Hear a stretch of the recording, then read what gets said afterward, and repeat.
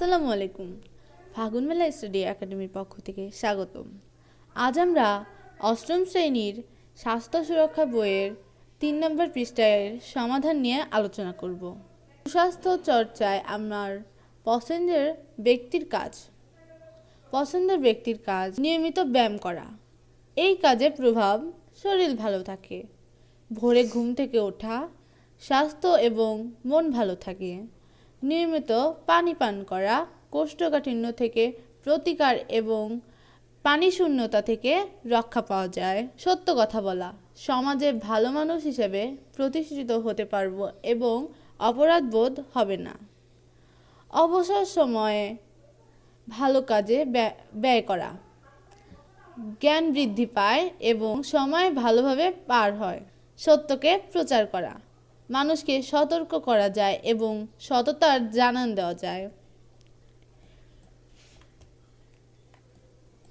ইতিবাচক মনোভাব সাফল্যের পথে অগ্রসর ঘটায়।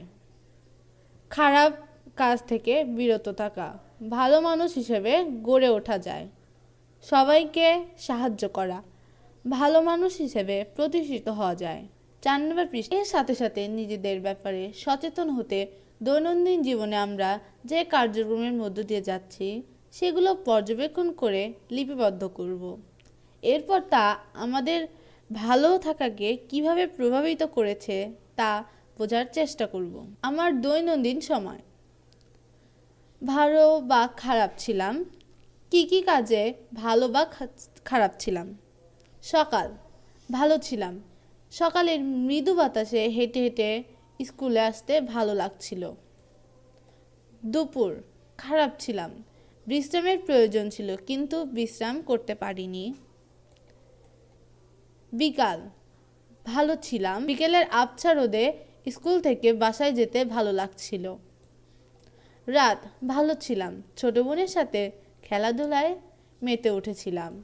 ৫ নম্বর পৃষ্ঠা। সকাল, ভালো ছিলাম, সকালে আমার পছন্দের নাস্তা তৈরি করা হয়েছিল। দুপুর, ভালো ছিলাম, বন্ধুদের সাথে ভালো সময় কাটছিল। বিকাল, ভালো ছিলাম, পছন্দের মুভি দেখছিলাম। রাত, ভালো ছিলাম, মায়ের সাথে গল্প করছিলাম। ধন্যবাদ।